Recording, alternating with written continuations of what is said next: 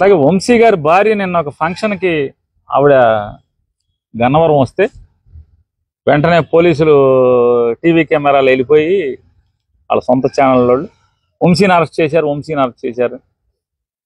ఇటువంటి ఈ సునకానందం పొందేటువంటి పరిస్థితుల్లో తెలుగుదేశం పార్టీ అనుభవిస్తుంది. ఈ సునకానందం ఎన్నాళ్ళు అనుభవిస్తారో అనుభవించండి.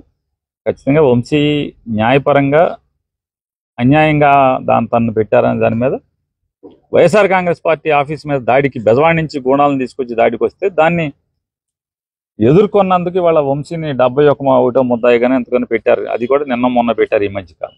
ఈ వీడియో కానీ మీకు నచ్చినట్లయితే లైక్, కామెంట్, షేర్ చేయండి. మరిన్ని అప్డేట్స్ కోసం సబ్స్క్రైబ్ చేయండి.